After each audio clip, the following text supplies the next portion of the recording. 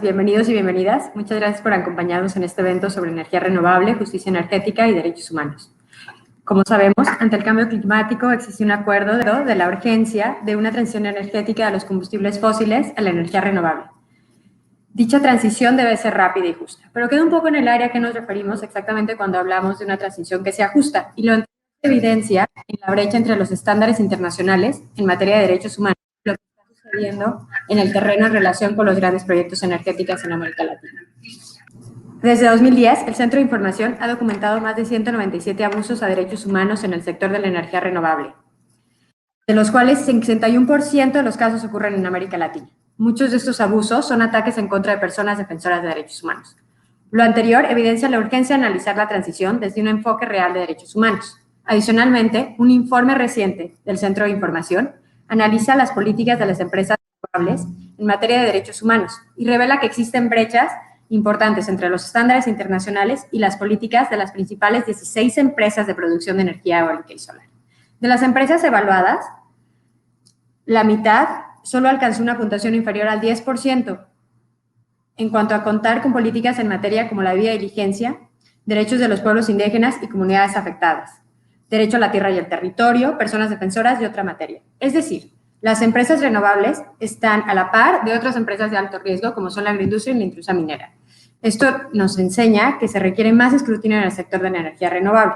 Y eso ante esta doble brecha, por un lado la implementación de los grandes proyectos de energía renovable y por otro de las políticas, en la que planteamos este evento para discutir qué es la justicia energética en toda su cadena, desde el extractivismo del litio hasta el consumo de la energía, con un énfasis en los conflictos ambientales relacionados con el consumo y con el desarrollo de los grandes parques eólicos y solares. Y esperamos que hablar de justicia energética, y no solo de una transición justa, abra un espacio para abordar los temas relacionados con la distribución, tanto de los costos como los beneficios, de los impactos negativos y positivos, como el proceso de toma de decisiones y el diseño de los proyectos, así como el reconocimiento de aquellos grupos previamente afectados por otros megaproyectos o proyectos de infraestructura, particularmente los pueblos indígenas y afrodescendientes. Y si bien los megaproyectos energéticos han dominado la transición en la región, el evento también plantea otros modelos de desarrollo energético y propuestas para generar, distribuir y consumir energía de forma diferente. Por ejemplo, mediante la gestión de energía comunitaria o la búsqueda de la democracia energética, en donde podemos hablar de cuál sería la participación activa sobre el control, la propiedad, la toma de decisiones de diferentes actores, ya sean empresas, financiadores, sociedad civil, comunidades y el gobierno, para el desarrollo de otra forma de energía renovable. A diferencia de los combustibles fósiles, la tecnología de energía renovable nos permite pensar en modelos difusos de energía y en distintas escalas, en donde las comunidades pueden ser a la vez generadores y consumidores de energía. Estas cuestiones se discutirán en el evento. Primero se desarrollarán las presentaciones de casos en el Triángulo de Litio y después se presentarán casos de proyectos de energía renovable en México, Honduras y Colombia. Seguido de una reflexión de la situación en América Latina y luego habrá un espacio de preguntas y respuestas. Les invito a todos los participantes a hacer sus preguntas en el chat. Ahora le doy la palabra a Amanda Romero del Centro de Información sobre Empresas y Derechos Humanos y a José Alvin del Observatorio Ciudadano, quienes hablarán de derechos humanos en el Triángulo de Litio. Muchas gracias. Muchas gracias a ti, muy buenas tardes para todas y todos. Voy a compartir mi pantalla para presentar nuestra reflexión sobre justamente el vínculo entre energía renovable y extracción de minerales en América Latina y el Caribe, y específicamente sobre una misión que hicimos el año pasado junto con el Observatorio Ciudadano de Chile a la región denominada Triángulo del Litio, en la frontera en la región fronteriza entre Argentina, Bolivia y Chile. En Argentina, en los salares de Olaroz, Cauchariz y Salinas Grandes y Laguna de Guayatayoc, en Jujuy, y en Chile, en Atacama, el desierto de Atacama, y en Bolivia, en la región del Salar de Uyuni. En ese sentido, en este contexto del Triángulo del Litio, miramos entonces que los minerales como el litio son usados para lo que se denomina hoy en día la transición energética y la energía de punta, pero significa además una gran preocupación porque la industria del litio experimenta un crecimiento exponencial que está vinculado a esa transición de la energía fósil a la llamada energía limpia. El 45.8% de la producción mundial de litio que se extrae de los salares a un nivel mayor a los 4.800 metros de altura se produce en Chile con 34.9 12.5%, Argentina 11.2%, Bolivia todavía en una producción incipiente. La mitad de las reservas mundiales de litio se encuentran en estos tres países, con una creciente demanda que pasó del 16% en el 2016 al 60% en 2017. Pero el problema fundamental que queremos traer aquí en esta conversación de este panel es que la zona de extracción de litio se encuentra en el territorio tradicional de varios pueblos indígenas altoandino, tanto atacameños como collas y quechuas, y además genera unos enormes impactos sobre los recursos de agua y los ecosistemas de los salares andinos, como mostraremos más adelante. Esta es la región entonces de Argentina, en donde están los salares de Olaroz, Guayatayoc, Salinas Grandes y Caucharí, con empresas como Hemse, Sales de Jujuy, que es su sigla es Hemse, más Orocobre y la empresa de automóviles Toyota para justamente producir baterías para vehículos eléctricos, Exar de Lithium America, South American Salars de Orocobre, Latin American Minerals, Eramet, Andy Resources de Senlient Group y Rodinia Lithium y Lacus Mineras como las más importantes. En el caso de los salares en Bolivia, tenemos entonces a la Corporación Minera de Bolivia, Comibol, y la Gerencia de Recursos Evaporíticos, GNRE, y la más importante conformada en el gobierno anterior de Bolivia con yacimientos de litio boliviano, y hoy en día en una disputa porque los yacimientos los estaba en un convenio con ASI System de Alemania, pero ahora hay intereses de Linji Dake de China. Dejo entonces la palabra para que continúe, por favor, José. Sí, buenas tardes y gracias por la invitación a participar. La explotación del litio en Chile es más temprana, data de la década del 60, el 80, y con una actuación inicial del Estado de Chile muy importante, la Sociedad Química y Minera de Chile, pero esta industria fue posteriormente privatizada durante la dictadura y actualmente junto a Tianqi, que adquirió un 24% de sus acciones el año pasado, empresa china, es un actor gravitante. Junto a ello está Albemarle de Estados Unidos, que adquirió anteriores empresas también de Estados Unidos, de Alemania, y que es el otro gran actor. Y se expande la explotación del litio en el salar de Maricunga, a empresas de Canadá y a Codelco, que es una empresa chilena. En un informe del Centro de Información sobre Empresas y Derechos Humanos del 2009, ubicábamos entonces cuáles de estas empresas más importantes de litio a nivel mundial tenían su sede de operación, el país de operación, y si tenían o no una política de derechos humanos y cuántas denuncias en contra. En esta gráfica vemos entonces cómo Albemarle tenía 2 denuncias en nuestro sitio web, SQM tenía 2 y Tianqi de China tenía 3 denuncias. José. Bueno, y lo que en esta misión de observación pudimos constatar es una enorme afectación a los derechos de pueblos indígenas que ahí viven, que son los pueblos mayoritarios en esos territorios altoandinos. Fundamentalmente el derecho a la tierra, al territorio y a los recursos naturales. Las tierras no han sido saneadas, no han sido tituladas, y particularmente a las aguas. Los salares son agua. Y en el caso de Chile, esa afectación ha sido determinada por los tribunales con sanciones también, en este caso empresa SQM.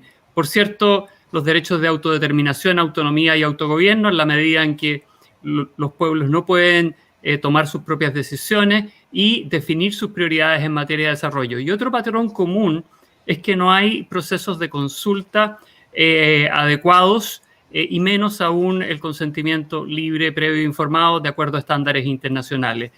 Y en ese sentido constatamos también múltiples deficiencias del actuar de estas empresas a la luz de los principios rectores de empresas y derechos humanos. Por de pronto, los estados no han cumplido su obligación de proteger a los pueblos indígenas de los abusos cometidos por empresas. Muchas de las empresas son estatales, y de acuerdo a los principios rectores tienen una particular debida diligencia que impulsar, no la han impulsado, y por último las empresas, el patrón común es que no han desarrollado, no han aplicado leyes internas no han impulsado tampoco esos procesos de debida diligencia.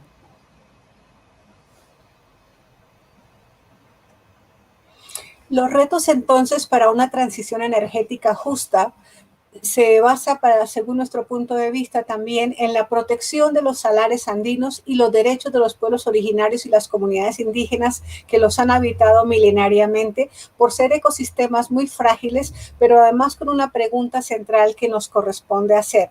¿Quién necesita energía y cómo garantizar que esa transición de los combustibles fósiles a las energías llamadas limpias se haga de manera justa, respetando los derechos de propiedad sobre la tierra y el territorio, el acceso al agua y la posibilidad real de desarrollar esta perspectiva de un balance entre unos marcos jurídicos que regulen las empresas que extraen litio en cada uno de los 3 países y ahora con los prospectos que hay para México y para Perú también? En segundo lugar, que haya acceso a la justicia para las comunidades y pueblos indígenas y comunidades locales en los casos en que empresas transnacionales se están extrayendo el litio a un ritmo muy acelerado, pero que se pueda incluir la perspectiva de la extraterritorialidad para poder presentar demandas de reparación y de remediación de los daños ambientales en los países sedes de estas empresas.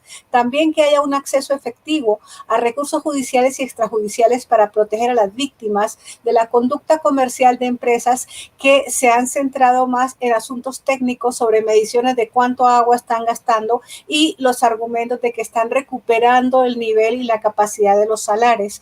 También que tengamos desde los estados mecanismos para prevenir, investigar, sancionar y remediar a las víctimas de la conducta comercial de estas empresas, al mismo tiempo que se fortalezcan o se creen mecanismos de supervisión, control y vigilancia de la conducta empresarial con respecto al cumplimiento de sus obligaciones en materia de derechos humanos conforme a los principios rectores, y finalmente que dispongamos las comunidades y las poblaciones afectadas de instrumentos para medir los impactos de las empresas, tanto por sus actividades como por sus omisiones, incluido el papel de los inversionistas y de las instituciones financieras que están apoyando la transición justa. Y finalmente, que las sociedades y las comunidades tengan espacios para la participación y la vinculación, especialmente, como dijo José, el derecho a la consulta y el consentimiento previo, libre, informado por parte de las empresas, pero además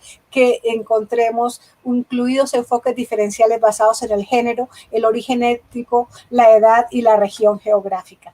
Eso era lo que queríamos compartir. Muchas gracias. Muchas gracias, José y Amanda. Nos marcaron puntos muy, muy importantes en este debate, que no solo es el derecho a la tierra y al territorio, pero también los impactos que tiene el agua para la extracción de litio, que es tan importante para la movilidad sustentable y la energía renovable. Ahora le doy la palabra a Felipe Romero, del Centro Mexicano de Derecho Ambiental, quien desde el caso de Ticul nos va a contar de la experiencia en México en esta transición energética. Hola, muchas gracias Karen por la invitación y muchas gracias al Centro de Información sobre Empresas y Derechos Humanos. Bueno, voy a hablar de un caso que nos parece muy relevante aquí en México sobre la implementación de los proyectos Ticul A y Ticul B. Son 2 proyectos solares que, bueno, si bien voy a exponer sus aspectos más generales, creo que nos permiten evidenciar una serie de violaciones y de irregularidades que no abonan como a este proceso de transición energética y al cumplimiento, evidentemente, de los objetivos. Bueno, voy a compartirles también mi pantalla. Espero que se pueda ver.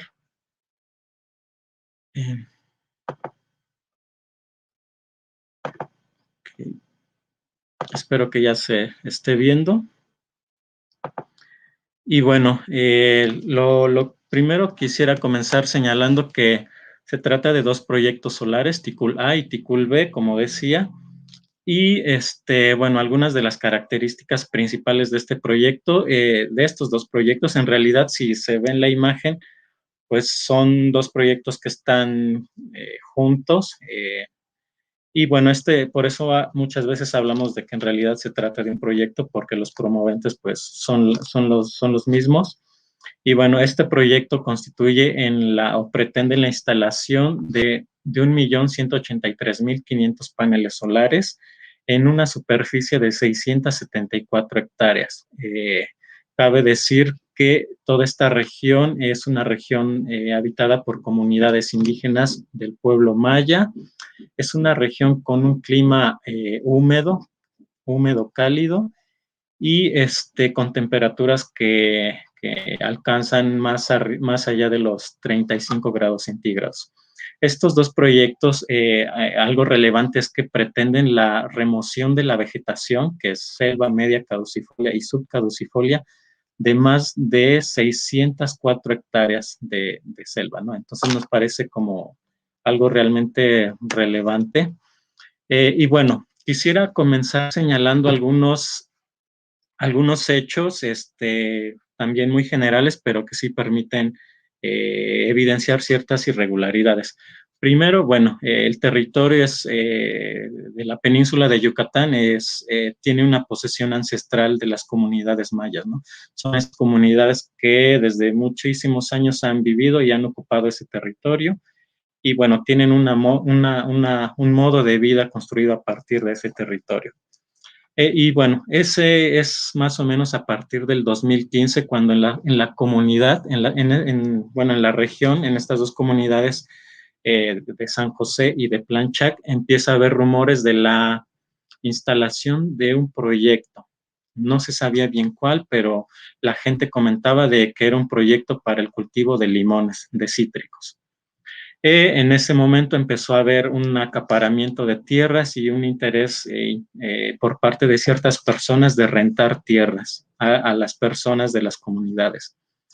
Nosotros en el proceso de documentación que realizamos pudimos evidenciar que, bueno, eso fue en 2015, pero hasta 2017 fue cuando nos enteramos que las autoridades habían emitido pues los principales permisos para el desarrollo de estos proyectos. La Secretaría de Energía dio el visto bueno de la evaluación de impacto social.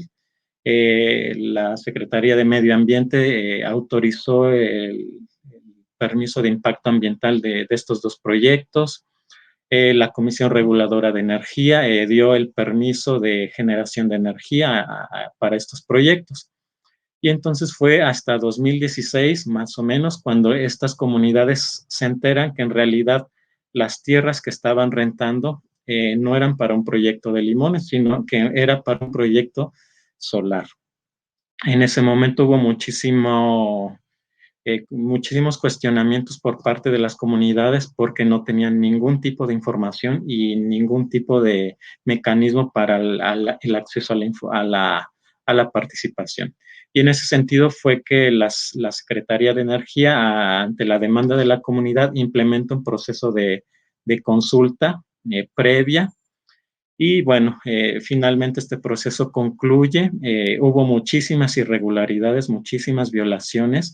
La Oficina del Alto Comisionado de las Naciones Unidas aquí en México sacó un reporte donde evidenciaba que todo ese proceso de consulta tuvo muchísimas irregularidades y que no se cumplió con los principios de previa, libre, informada, culturalmente adecuada, entre otras cosas, ¿no? Entonces ese proceso fue muy cuestionado. Es así que ante la negativa en todos los espacios hacia las comunidades es que deciden presentar pues una demanda, ¿no? Acudir a los tribunales y las comunidades de San José Tipse y de Planchac presentan una demanda de amparo por la violación a sus derechos ambientales y a sus derechos culturales, por una serie de irregularidades y violaciones que ellos ya evidenciaban.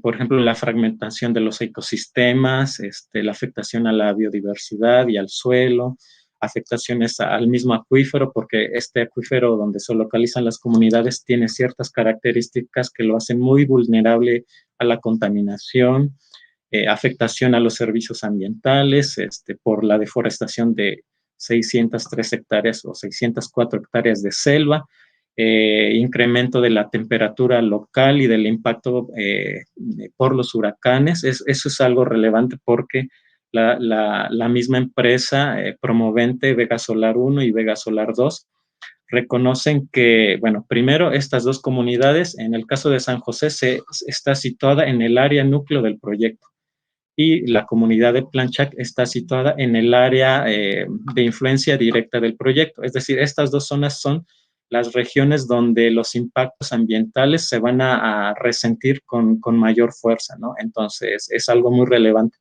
Y además se señala una serie de afectaciones a la integridad cultural, a la violación al principio de desarrollo integral sustentable, que es un principio constitucional, y bueno, una serie de omisiones porque no había suficiente información en realidad sobre cuáles iban a ser los impactos, ¿no? Sobre todo en el agua y relativos a la contaminación. Básicamente eso es sobre el caso, ¿no? Y bueno, este caso creo que nos permite evidenciar una serie de elementos que abonan a tener claro cuáles son los retos para una transición energética justa, ¿no?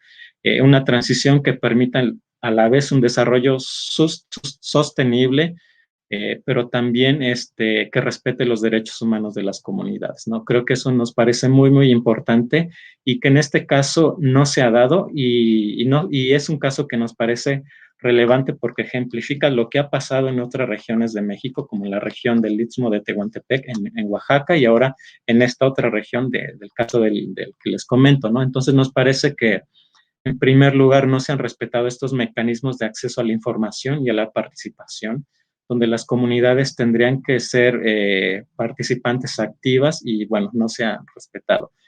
Otra cosa es el derecho a la consulta previa y el consentimiento, que nos parece que en México mayormente no se han respetado y no se han implementado con el objetivo que realmente tendrían que tener y son más vistos como un mecanismo para validar a los proyectos, ¿no? También hacemos énfasis en la realización de estudios de impacto social y ambiental, donde las comunidades puedan participar, donde haya acceso a la información y a la participación, y donde haya estudios técnicos y científicos objetivos y actualizados. También pugnamos porque las comunidades puedan y tengan el acceso a los beneficios y a los mecanismos de acceso a la justicia, ¿no? En este caso, las comunidades, al final de todo el proceso por el que han pasado desde 2015 hasta la fecha, tuvieron que acudir a los tribunales para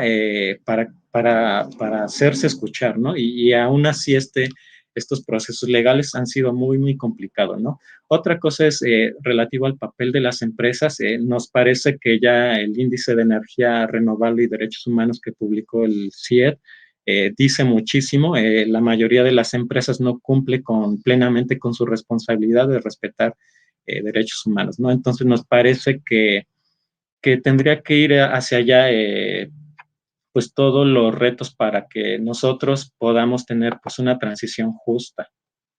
Y bueno, creo que por aquí sería todo de mi parte. Y muchas gracias. Muchas gracias, Felipe, por tu presentación. Creo que pones puntos muy importantes sobre la importancia del reconocimiento de los derechos indígenas, también de la falta de transparencia e información sobre lo que está pasando en las primeras fases de este proyecto y de la consulta cuando se utiliza como un mero trámite para impulsar estos proyectos energéticos. Creo que son puntos importantes que podemos reflexionar durante este evento.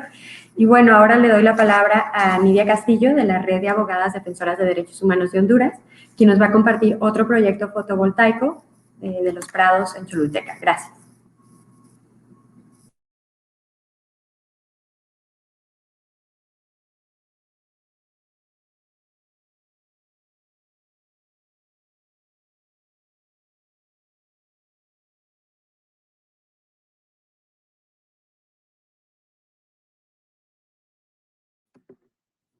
Perdón, Nidia, no te escuchamos. Si pudieras activar tu micrófono, por favor. Muchas gracias, Karen, por la invitación a este importante espacio y sobre todo pues por darnos esta oportunidad también de compartir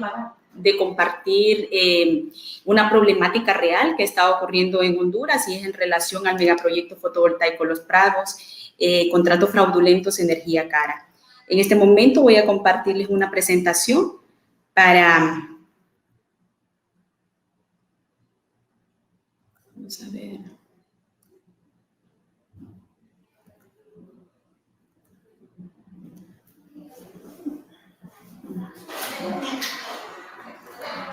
Quiero compartir. Un momento. Se me está dificultando un poco poder compartirles la presentación. Quiero compartir la presentación.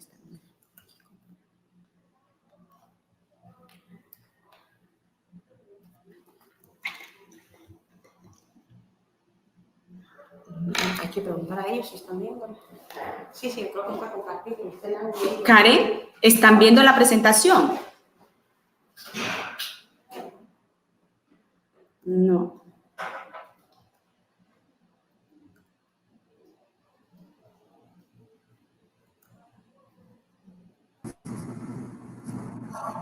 No, a ver.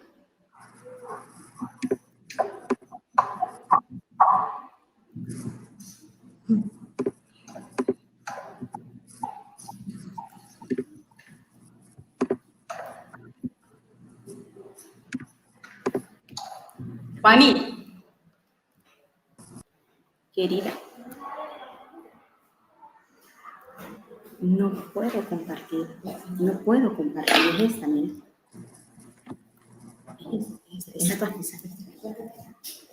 Entonces, Lidia, creo que ya la vemos. ¿sí la están viendo?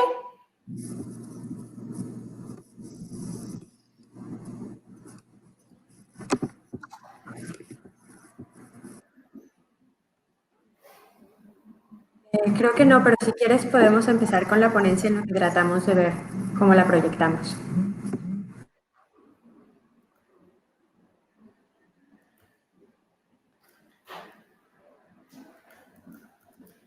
Muy bien, como les había dicho, pues vamos a hablar un poco acerca de la problemática del megaproyecto fotovoltaico Los Prados, Namasihue y contratos fraudulentos, energía cara. Hablando un poco en relación a la contextualización, pues todo inicia en el año 2015, cuando llegan las maquinarias a instalarse en el caserío de Prados 1 y Prados 2, pertenecientes a la aldea de San Jerónimo, municipio de Namasihue.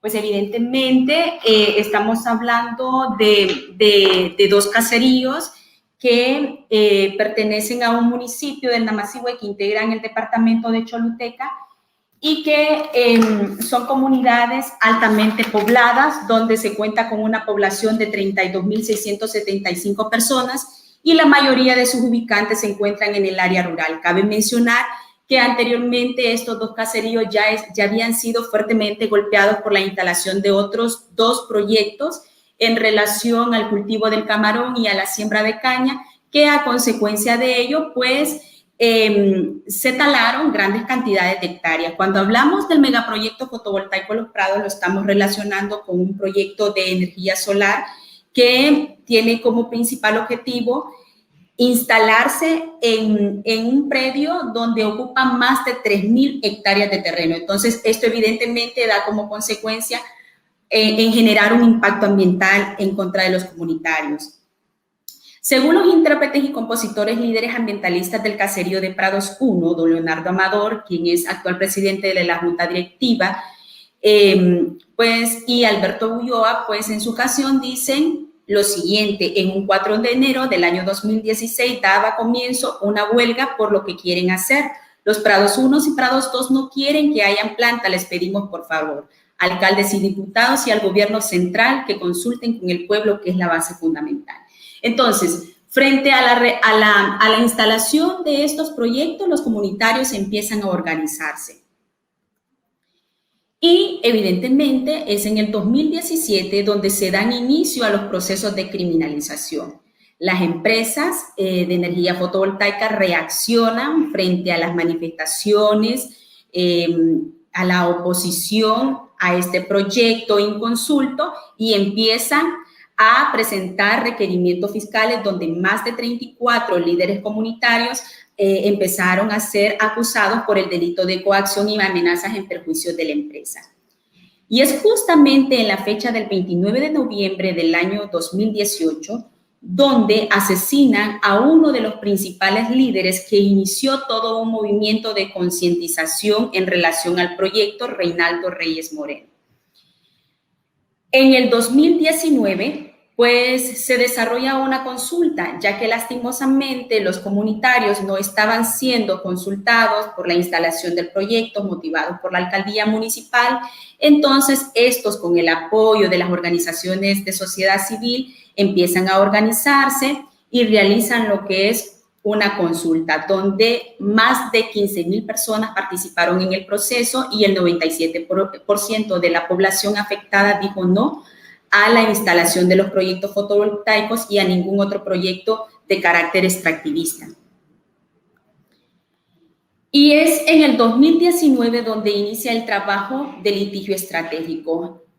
Frente a un contexto donde los comunitarios están siendo criminalizados y poniéndolos como opositores a estos proyectos, cuando en realidad eso no es así, sino que de repente la forma como se han venido dando los proyectos es que estos alzan la voz y a consecuencia de esto pues se empieza a pensar un litigio estratégico que pueda articular acciones para poder garantizar derechos que se están siendo violentados. Y este trabajo se hace con la Alianza de Abogados Sin Fronteras Canadá.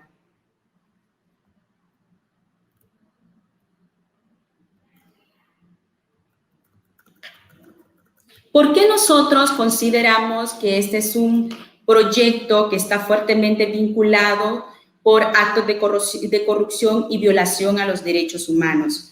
Porque evidentemente se emplean dos acciones, lo que es el fraude y el abuso de autoridad. Cuando estamos hablando que estos proyectos de energía fotovoltaica vienen a instalarse a esta zona, pues evidentemente van a requerir de una serie de documentos como son las concesiones, los contratos de operaciones, los contratos de suministros y licencias ambientales. Y hemos visto que todos estos procesos pues, se han dado de formas irregularidades.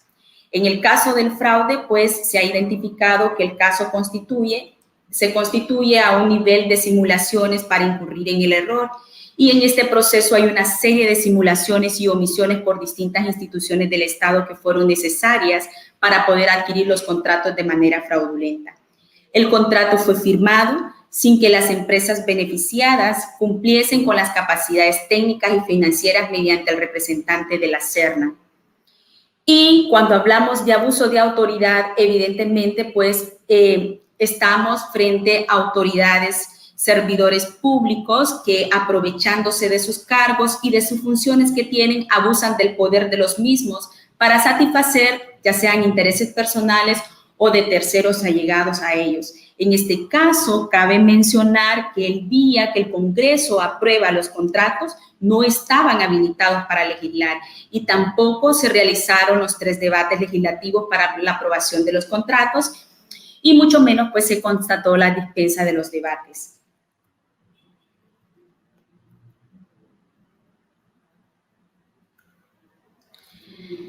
Acciones que realizan las empresas acuerpadas por el Estado a través de agentes militares, policiales y fiscales. Pues se han podido identificar acciones claras como son los procesos de criminalizaciones, de despojos y, en consecuencia, el rompimiento del tejido social.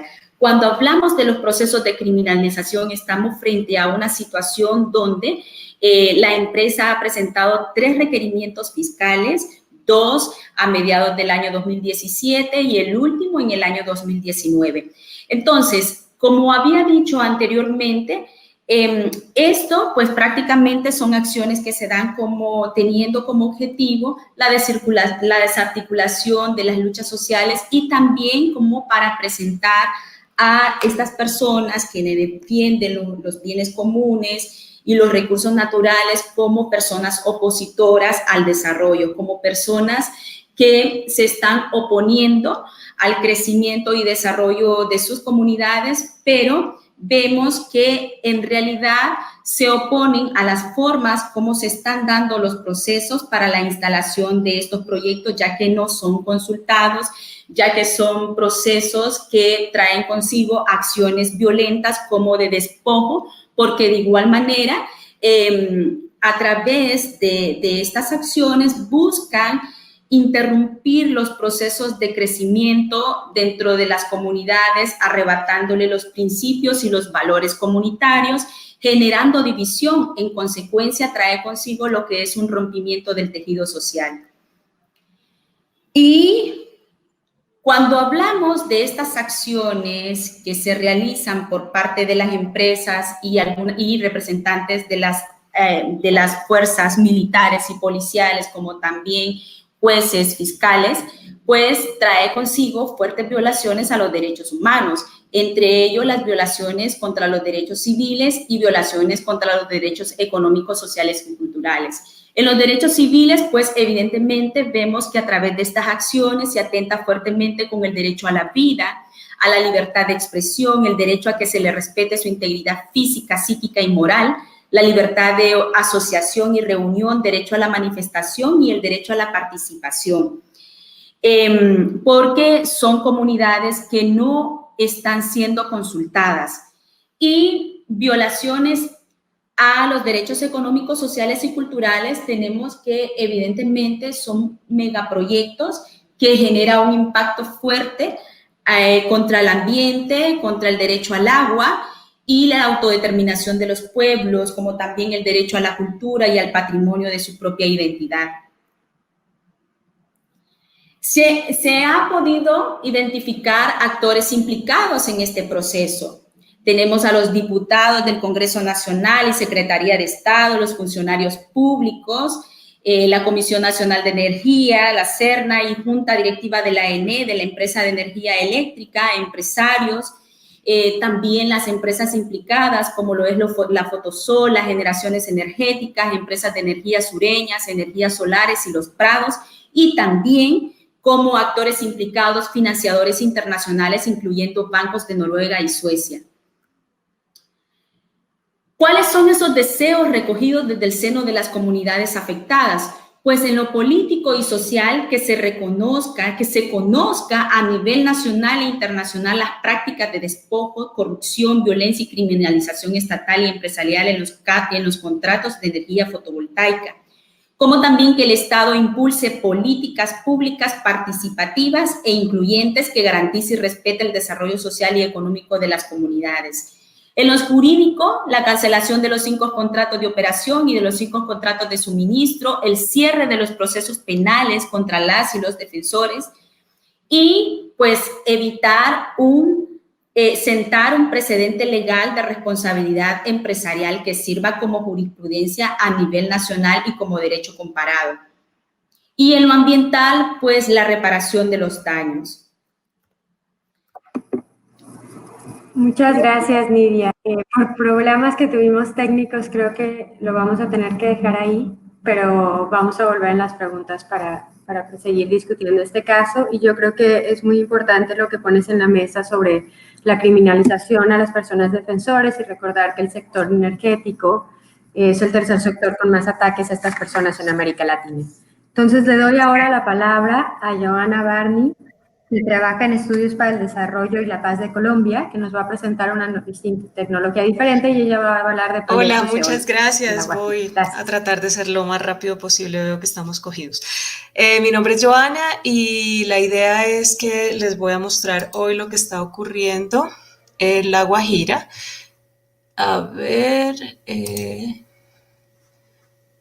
mi ventana, ajá, y es compartir. Muy bien, vamos a empezar. Esta primera foto es del único parque eólico que hay en este momento funcionando en la Alta Guajira. Le pertenece a EPM y se llama Jepirach. La quería traer a colación porque es una foto de cómo es la región. Segunda foto, esta es una casa típica de Guayú, que es la población dueña de todo el territorio donde van a ir los parques eólicos. Quería mostrarles que detrás de la casa se ve un poste de luz que no funciona. No tiene electricidad, no está conectado a ninguna parte, nunca lo ha estado. Y esto es una de las características de corrupción de La Guajira. Nunca los proyectos se finalizan. Entonces, lo dejo como en evidencia. No hay luz, tampoco hay acueducto. Esto es un pozo donde las comunidades sacan agua y para sus animales y eventualmente para ellos mismos en caso de que no haya llovido. El agua llega a esos lugares en carrotanques, pero son muy costosos para las comunidades, o cuando llueve, pero no llueve mucho, por no decir que nunca. Este es un cementerio guayú y se los quise traer solamente para explicarles un poco del arraigo de las comunidades a sus territorios. Ellos son de donde están sus muertos, ellos son de donde están sus ancestros. Entonces entro rápidamente a las preguntas que tengo guías. Y la primera es, ¿cuáles son los retos desde mi experiencia para una transición energética justa? Por eso les quería mostrar antes dónde se estaba dando la transición en Colombia. Lo que quisiera yo decir es que para este territorio, como para otros muchos donde hay presencia étnica, las acciones empresariales no deberían solo llegar hasta la consulta y concertación, sino también deberían propiciar una participación accionaria de la propiedad sobre los proyectos, con garantías de ser socios y con la participación en sus beneficios. Debe ser un reparto democrático de los mismos, como los modelos asociativos o comunitarios que podemos ver en Dinamarca, por ejemplo. No nos deberíamos quedar en los modelos extractivistas, los que están pasando ahora, lo que está haciendo ahora las empresas en estos territorios, es que toman a cada una de las comunidades y les prometen en base a sus necesidades, que gracias al abandono estatal son muchísimas. Les prometen tanto carrotanques, pues electricidad, pero por medio de paneles solares. No les prometen acueducto ni muchísimo menos, porque eso sí le pertenece al Estado. Les prometen proyectos productivos gerenciados por la misma empresa, arreglar un cementerio o un colegio. Ese es el tipo de compensación que en este momento se está viendo. ¿Cuál ha sido el papel de las empresas y los financiadores? Bueno, para este caso concreto les voy a mostrar la siguiente. Las iniciativas empresariales, como verán, en La Guajira son muchísimos, son todos los parques que ven ahí, están en azul, en la frontera entre Venezuela y todo lo que es la península. Eso, todo, el 100% es territorio guayú. Aquí hay 55 parques. Pueden ser más, pueden ser menos, pero los que están ahí es porque han tenido alguna iniciativa ante el gobierno o han hecho algún tipo de trámite para iniciar. Todas las empresas que nos pretenden son multinacionales, con excepción de EPM y Grupo Argos, que son multilatinas. No tengo tiempo de hablarles mucho de ellas, pero son las de siempre, Enel, Renovatio, las grandes empresas energéticas del mundo. Estas empresas no están preocupadas por el cambio climático ni por las comunidades. Aquí la preocupación es aprovechar una oportunidad de negocios que se abrió con la Ley 1715 del 2014. Lo sentimos así también para el gobierno, al cual no vemos con una real preocupación por el cambio climático. Ejemplo de esto es que mientras en Colombia se surtía la subasta para asignar estos proyectos, los 11 primeros, también, eso fue el año pasado, también se surtía una subasta que se llama por confiabilidad, donde se le daba vía libre a 11 termoeléctricas. Y aquí lo anecdótico es que la ANDEC, nuestra Asociación Nacional de Empresas Generadoras, dice que estas termoeléctricas son necesarias para darle confiabilidad al sistema integrado nacional de energía, y que para que entren las ONGs, las empresas energéticas renovables, pues tiene que haber este tipo de generaciones de energía a base carbón.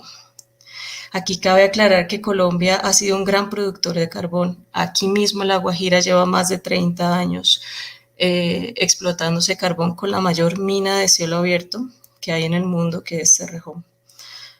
por eso les muestro el siguiente mapa. Cerrejón está, digamos que marcado básicamente en verde, que es lo que se está explotando en el momento. Lo rojo son pretensiones mineras de carbón. Lo azul son las eólicas. Lo amarillo es gas offshore. Y lo que está en este momento en morado es lo que está en explotación. Por otro lado, los prestamistas de estos proyectos son el Banco Interamericano de Desarrollo y el Banco Mundial primordialmente. Yo creo que a ellos deberíamos preguntarles qué tipo de garantías de buenas prácticas están utilizando, pues tienen un cronograma de desembolso con estas empresas y la mayoría no han finalizado las consultas previas. Algunas no las han comenzado. ¿Cuáles son los retos más importantes para lograr una justicia energética? Bueno, nosotros desde Indepaz creemos que debemos aplicar una serie de modelos en los cuales intervengan la comunidad, el Estado y la empresa, en caso de que la comunidad lo apruebe y lo desee. Alianzas tripartitas con unos modelos distintos a los modelos de enclave donde el Estado, en vez de estar subsidiando multinacionales y dándole infraestructura y descuentos, se convierta en un socio dentro de esta alianza. Dentro de esta cadena de valor también deberíamos incluir a las empresas que proveen la tecnología, los productores de los aerogeneradores, por ejemplo. Aquí, sin ir más lejos, tenemos una empresa que dijo estar produciendo 45 aerogeneradores, una empresa alemana, y lo que sabemos es que al parque donde está asignado esos aerogeneradores no ha surtido la consulta previa. ¿Qué acciones o mecanismos existen para que la transición energética respete los derechos humanos en la región? Bueno, aquí los mecanismos en Colombia son muy débiles. La regulación de la energía renovable está en ciernes. Los mecanismos usados para la protección de las comunidades siguen siendo muy lejanos, casi que estamos con la OIT, y algunos fallos de la Corte Interamericana de Derechos Humanos. Los pocos mecanismos que existen actualmente locales son muy fácilmente burlables. Para ponerles un ejemplo, el mes pasado la Procuraduría de Colombia insta a las instituciones responsables, aquí les muestro, como el Ministerio de Minas, el Ministerio del Interior, Corpo Guajira, la ANLA, a suspender esta obra que es la colectora. Esta obra se supone va a evacuar la electricidad de todos los parques eólicos que se van a construir en el 2022. Y esto pues es un gran traspié para todo el cronograma, porque se suponía que tanto la colectora como los parques tienen que estar dando electricidad en ese año, y si no, los parques deben empezar a comprar energía en bolsa, que es pues muy costoso. Entonces las comunidades se están sintiendo presionadas a surtir rápidamente las consultas previas, dicen que se sienten chantajeados, están en plena pandemia, han tratado de evitar las consultas, se les ha ofrecido consultas virtuales y algunos dicen que se les ha ofrecido a cambio de mercados y agua iniciar las consultas de esta manera. En este aspecto, pues no tenemos ninguna autoridad en el Estado que esté vigilando estos procesos para que la información y la concertación de estas comunidades con estas empresas, bien sea la de la colectora o la de los parques, se lleve a cabo de manera correcta. Bueno, esta era mi presentación. Espero no haberme pasado el tiempo. Muchas gracias, Joana, por esta excelente presentación y por poner en la mesa esta brecha entre los mecanismos que existen para la justicia energética, bueno, en el ejemplo de Colombia, pero también en nuestra región en general y cómo se implementan ese proyecto en contra de los estándares internacionales. Ahora le voy a dar la palabra a Dolores Rojas de la Fundación Heinrich Böll, que nos va a ayudar a reflexionar sobre la situación de justicia energética en toda la región de América Latina. Bienvenida, gracias, Dolores. Gracias, Karen. Buenas tardes. Pues hay en realidad poco que agregar con los ejemplos que dieron los colegas en la región. Como vemos, bueno, la matriz energética de América Latina sí, sin duda tiene como protagonista los hidrocarburos y la mayor aportación corresponde al llamado gas natural, 34%, seguido por petróleo, 31%, que se utiliza sobre todo para producir gasolinas y otros combustibles líquidos. En cuanto a la energía proveniente de fuentes distintas a las fósiles, la hidroenergía contribuye con 8%, la solar 6%, la geotermia y la nuclear 1% respectivamente. El 19% restante lo constituye una gran parte biomasa, como carbón vegetal, bagazo o leña. Y bueno, esta es una breve introducción para decir, sin duda es necesaria la producción de energía renovable en nuestra región. Sin embargo, el acceso a la energía está atravesada por la desigualdad, que es el signo de esta región en América Latina. Y lo vemos también en la energía. El consumo per cápita de energía, por ejemplo, varía de país a país de una manera impresionante. En Argentina, por ejemplo, es de 1.32 toneladas de petróleo equivalente por habitante, Venezuela 1.61, mientras que Bolivia es de 0.56 y 0.41 el de Nicaragua. De todos los países que integran la región, Brasil, México, Colombia, Argentina y Chile concentran 77% del consumo total de energía. Bueno, ¿a qué quiero llegar con todo esto?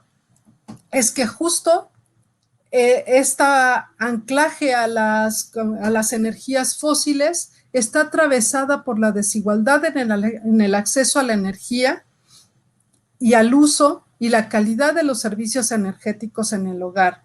Y así, aunque en América Latina se estima que 97% de la población tiene acceso a la energía eléctrica, alrededor de 10% aún no alcanza a cubrir sus requerimientos energéticos básicos para una vida digna, es decir, viven en pobreza energética. Y a esto quería llegar, a la pobreza energética, donde las mujeres, por ser las principales responsables de las actividades domésticas y de cuidado, son quienes más padecen sus implicaciones, que estas privaciones se traducen al final del día en la falta de tiempo y energía para acceder a educación o para el descanso y la recreación.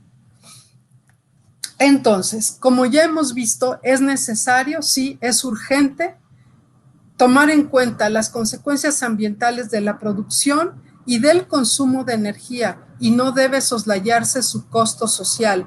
Eso aplica, por supuesto, no solo para la producción de energía fósil, que como les dije está anclada nuestra región en esa producción. Ahora vemos cómo varios países de la región están incursionando o quieren incursionar en el fracking. Bueno, Argentina con Vaca Muerta, Colombia, que han dado la sociedad civil una gran batalla para tratar de detenerlo, México también. En fin, nos quieren vender al gas justo como un combustible para la transición. Lo que no nos dicen es una transición hacia dónde, hacia ningún lado. Y lamentablemente por todos los ejemplos que hemos escuchado en esta mesa, de diversos ejemplos de violaciones a los derechos de las comunidades, de los pueblos indígenas, las energías renovables no se convierten automáticamente en la mejor opción. Mientras se sigan violando derechos, mientras se siga exacerbando la desigualdad y profundizando la pobreza, no van a ser una opción. Y puede ocurrir nuevamente lo consignado, por ejemplo, en el reporte de los Carbon Mayors, donde 100 productores de combustibles fósiles son los responsables del 71% de las emisiones industriales de gases de efecto invernadero desde 1988. Es decir, se puede dar el hecho de que ahora un puñado de compañías, como si vemos las empresas que están trabajando ahora en megaproyectos renovables, ahora pueden ellas concentrar, claro, la violación de derechos humanos, el despojo de los territorios y la destrucción del medio ambiente. Así que la escala de proyectos, por supuesto, es relevante. Por eso, un aspecto de la justicia energética implica, antes de ponernos a producir más energía, preguntarnos ¿para qué la necesitamos? ¿Para quién la necesitamos? Y evitar el riesgo de transitar de una economía extractivista a un extractivismo pintado de verde, porque ahora todos queremos ser renovables, ¿sí? Pero no a costa de los pueblos y de las comunidades y del medio ambiente, que recordemos que ya tenemos también el derecho humano al medio ambiente. diversos estudios muestran, un estudio de la CEPAL, por ejemplo, muestra cómo los niveles de desarrollo humano van acompañados del aumento proporcional en el consumo de energía per cápita. Sin embargo, este estudio de la CEPAL nos dice que esa relación se mantiene hasta un umbral de índice de desarrollo humano alrededor del 0.7.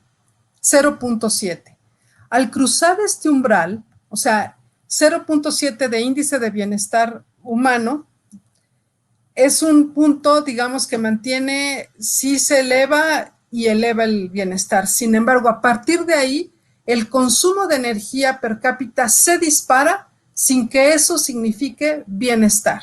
Es decir, después del 0.7%, se incrementa el consumo que fuera del confort térmico en los lugares de climas extremos, los patrones de consumo de energía se diferencian enormemente conforme aumenta el IDH. Y este consumo excesivo no necesariamente está relacionado con mejorar calidad de vida o satisfacer necesidades vitales.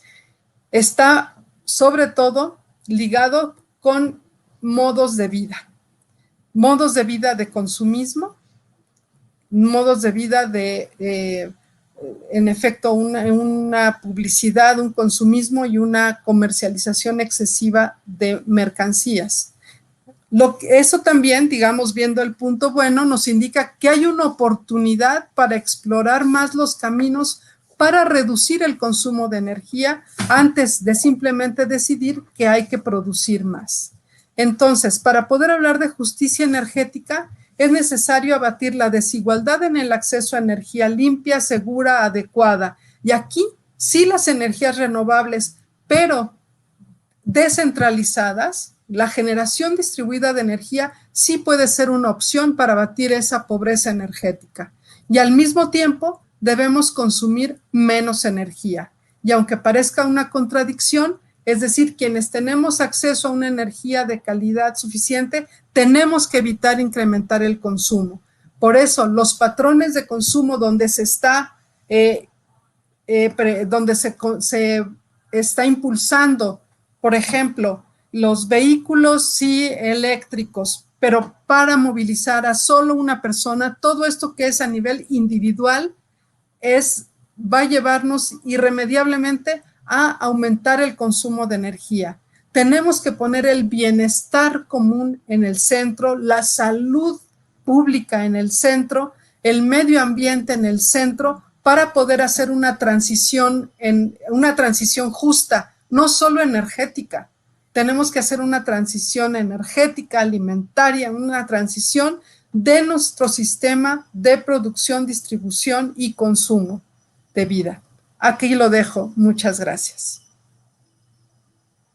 Muchísimas gracias, Dolores, por estas importantes reflexiones. Creo que evidencian esta paradoja entre la producción energética y al mismo tiempo cómo no podemos resolver la pobreza energética, que además está diferenciada en género, pero también estas líneas de para qué estamos produciendo tanta energía y si las energías renovables están, por ejemplo, para después alimentar el fracking, que no es sustentable, y poner sobre la mesa esta importante decisión y cuestionarnos el modelo y hablar de decrecimiento y de decrecimiento en el consumo de energía.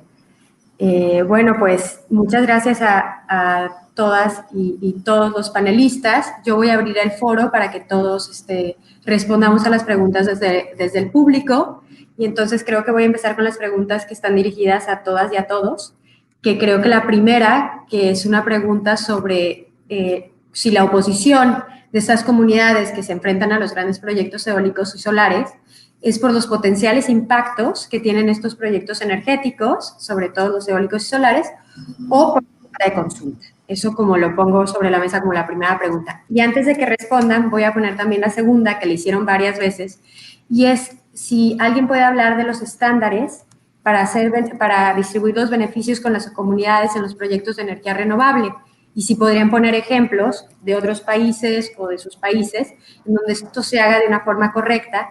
Y también si pueden hablar de qué implica que las comunidades sean copropietarias de estos proyectos.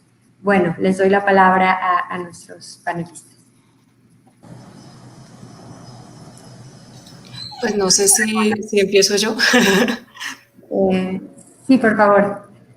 Bueno, en el caso de La Guajira y de las comunidades de La Guajira, pues es importante surtir la consulta previa o la concertación para que ellos sepan cuáles beneficios podrían adquirir con los proyectos, cuál sería un beneficio factible, cuál sería un cronograma justo con ellos, o si los van a hacer partícipes o socios, o decir que no. También tendría que poderse surtir eso. Pero lo que está pasando ahora, lo que pasó con la colectora, es que ya casi se iba a surtir todo el proceso y las comunidades no sabían que eso les traería movilización, pues porque las líneas de evacuación no pueden tener personas demasiado cerca ni construcciones.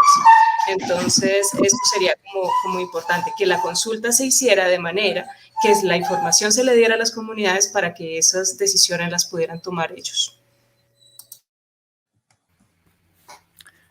Muchas gracias, Ana. Dolores, si quieres. Sí, bueno, la experiencia de los proyectos en curso en México, por ejemplo, donde ha habido ya desde hace muchos años proyectos eólicos, por ejemplo, que han sido los primeros de energías renovables que se dieron. La práctica han sido, sí, contratos fraudulentos, porque no hay una evaluación de impacto ambiental, digamos, acumulado, sino cada proyecto se evalúa como si fuera el único en ese lugar y no se les da, de ahí se produce la energía y no necesariamente tienen acceso a la energía.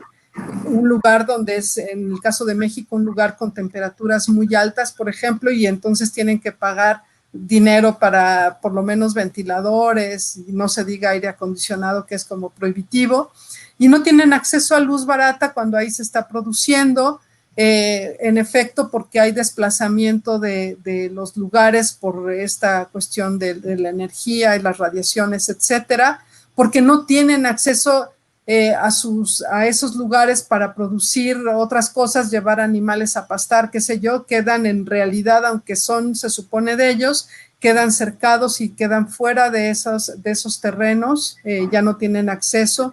En fin, hay una serie de cuestiones y lo que se les paga en general es muy poco cuando se dan cuenta de las ganancias que pueden tener las empresas.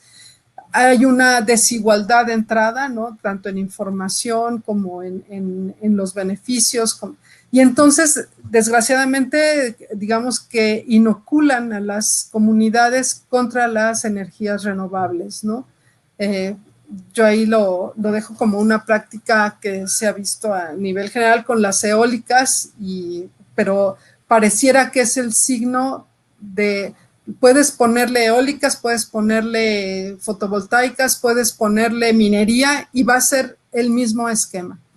Gracias. Muchas gracias, Dolores. Felipe, por favor.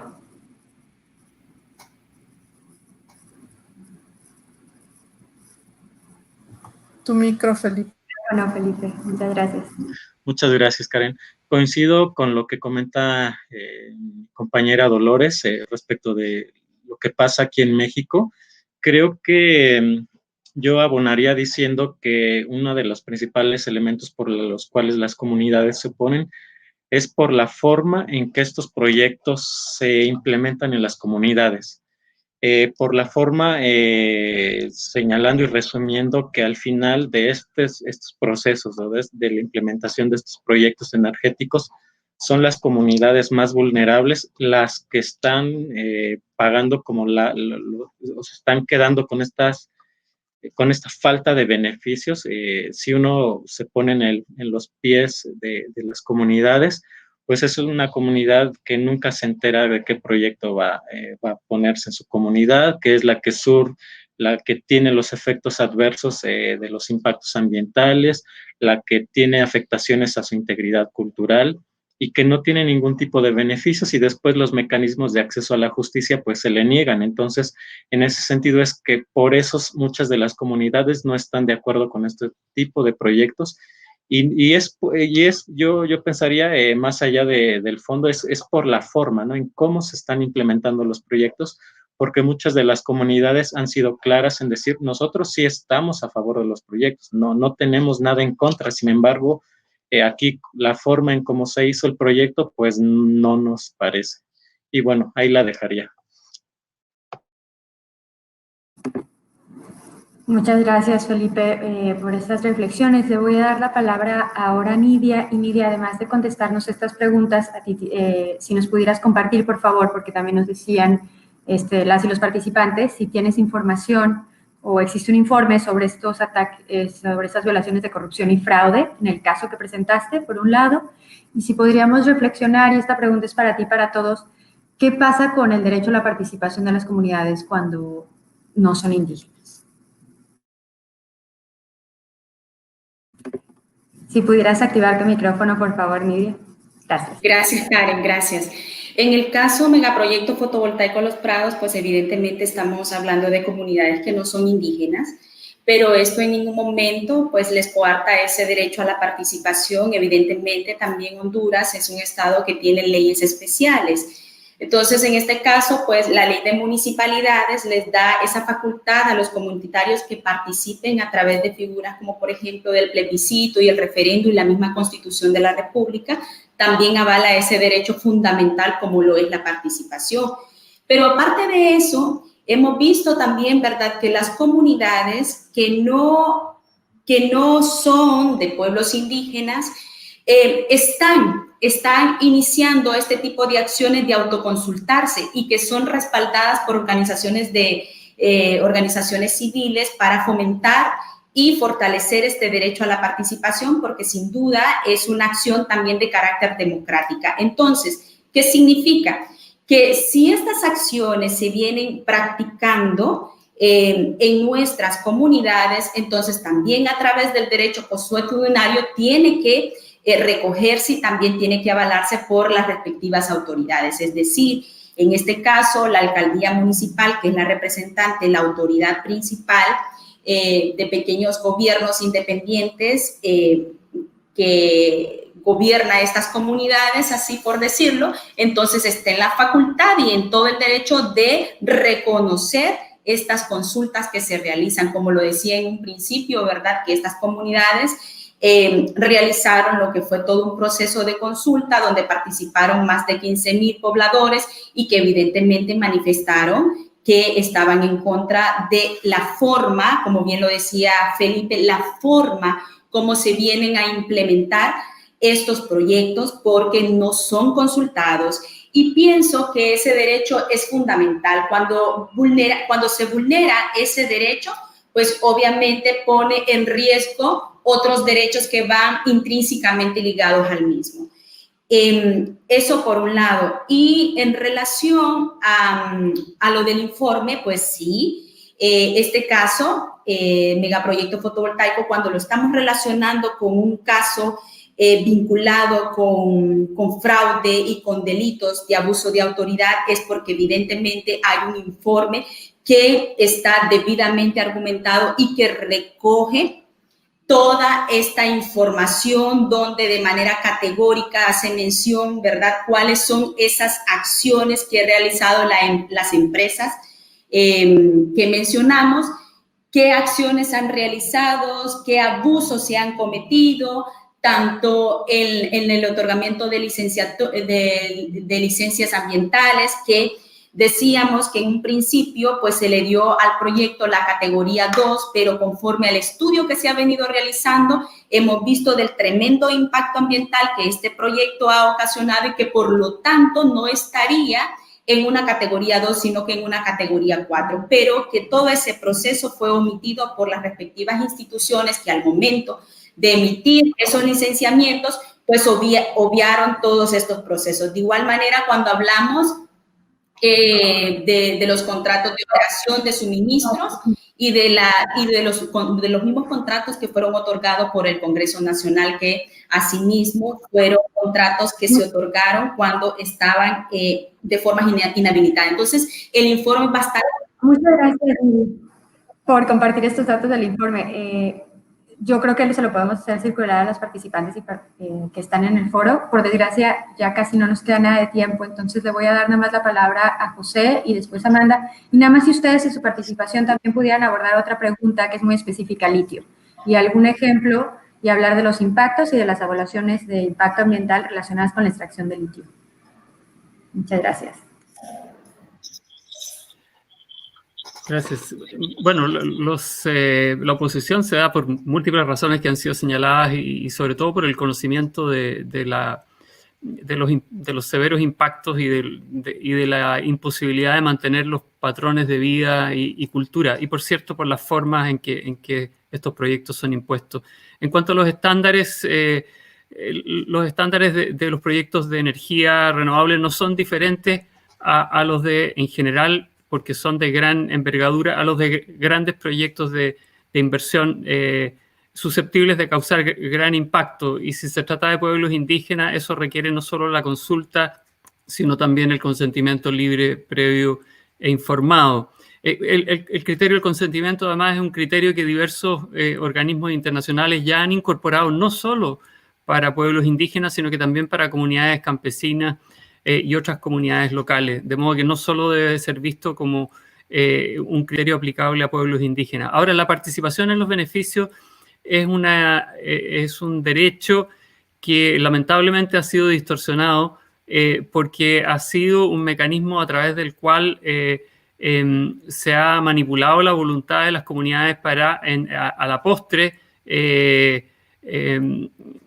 no desarrollar procesos de consulta ni recabar ese consentimiento libre, previo e informado. Son varios los ejemplos, y en el caso del litio, en el Salar de Atacama, en que no se han desarrollado procesos de consulta de proyectos de extracción o acuerdos entre el Estado y las empresas que proyectan la exploración y la explotación por un buen tiempo, pero que sin embargo las empresas negocian con las comunidades acuerdos de impacto-beneficio, que obviamente suplen inadecuadamente el derecho a la consulta y al consentimiento.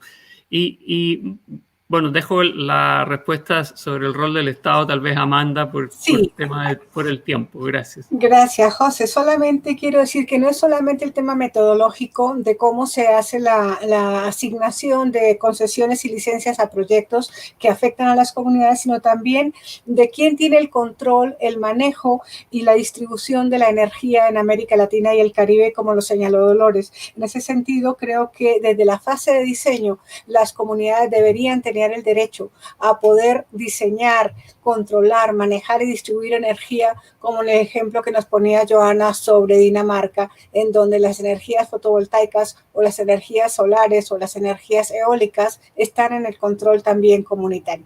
Muchas gracias, no me demoro más. Bueno, muchísimas gracias a todos y todas los panelistas. Yo nada más quiero primero que nada agradecer a los convocantes y participantes en este evento, que fueron AIDA, Senda, Indepaz, el Observatorio Ciudadano, la Red de Abogadas de Derechos Humanos y la Fundación Heinrich Böll. Y yo creo que nos vamos con muchas interrogantes. Sé que tuvimos muchos problemas técnicos, fue un debate bastante interesante. Yo creo que hay 3 puntos que debemos de remarcar. La primera es importante tener el debate en torno a los derechos humanos, en torno a la justicia energética, hablar primero de la distribución de los beneficios y de los impactos. Segundo, como lo decían varios de los participantes y Felipe, esto es también de la forma. Nos queda mucho entre la brecha de cómo se están los estándares internacionales en derechos humanos y en materia de energía renovable y cómo se implementan los proyectos en el terreno. Y también mucho por hacer para que las empresas tengan políticas de debida diligencia, ¿no? Como lo demuestran los estudios.